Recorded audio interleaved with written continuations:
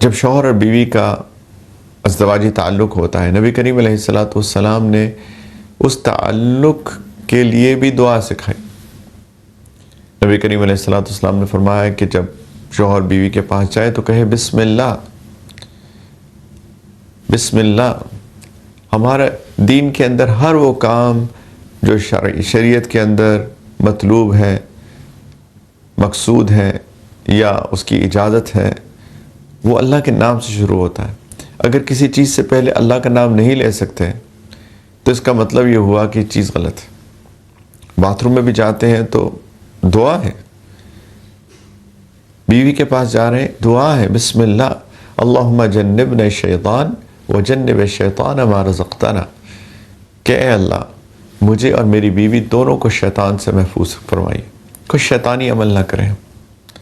ہم مسلمان ہیں، ہم انسان ہیں، نہ ہی ہم جانور ہیں، نہ ہی ہم شیطان ہیں۔ ہمیں شیطان کے شر سے محفوظ فرمائیے ہم دونوں کو، وجنب الشیطان ما رزقتنا۔ اور اس عمل کے نتیجے میں اگر آپ ہمیں کوئی اولاد دیں تو اس کو بھی شیطان سے محفوظ فرمائیے۔ نبی کریم علیہ الصلوۃ والسلام نے فرمایا کہ جو یہ دعا پڑھتا ہے اور اللہ تعالیٰ اگر ان کو اولاد دیں تو اللہ تعالیٰ اس اولاد کو شیطان کے شر سے محفوظ رکھیں گے انشاءاللہ۔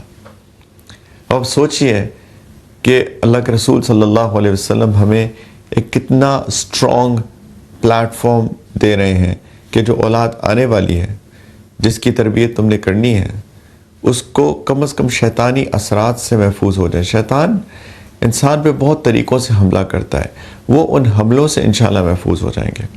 حملہ تو کرے گا لیکن انشاءاللہ ایک پروٹیکشن ہوگی، کیونکہ والدین نے اس بچے کے لیے دعا مانگی تھی جبکہ ان کا ازدواجی تعلق ہوا تھا۔ اب یہ کتنی بڑی بات ہے، لیکن کتنے لوگ ہیں جن کو یہ دعا آتی بھی ہے اور کتنے لوگ ہیں جن کو آتی ہے لیکن یہ دعا کا اہتمام کرتے ہیں۔ دیکھیے یہ بہت بڑا المیہ ہے ہمارا کہ ہمیں بہت ساری چیزیں پتہ ہیں، ہم اس کو عمل میں نہیں لے کر آتے۔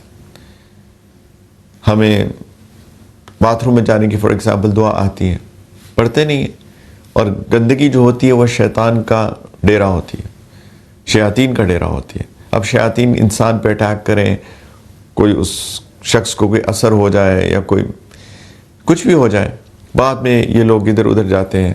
لیکن جب آپ کو کہا گیا تھا، اللہ کے رسول نے فرمایا تھا صلی اللہ علیہ وسلم کہ جب بھی آپ کسی گندی جگہ پر جائیں، باتھ روم میں جائیں تو آپ یہ دعا پڑھ لیجئے، اس وقت ہم دعا کا اہتمام نہیں کرتے۔ صبح شام کے جو معوذات ہیں، جو صبح شام کی پروٹیکشن کی دعائیں ہیں، صورتیں ہیں، اس کا ہم اہتمام نہیں کرتے۔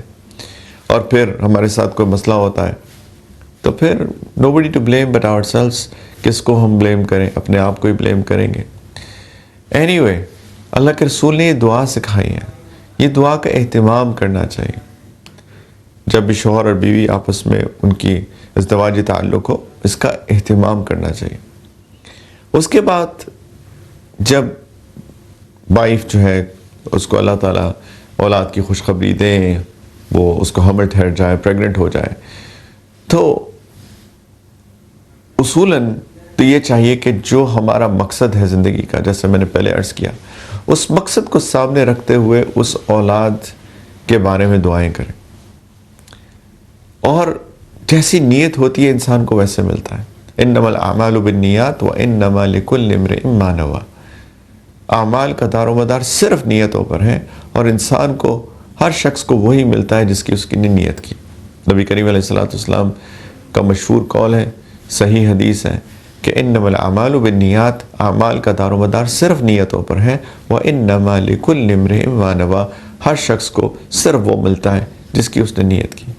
اب اولاد کی خوشخبری ہے، اب جو نیت کریں گے وہ ملے گا، جیسے نیت کریں گے اولاد کے بارے میں ویسے ہی ملے گا۔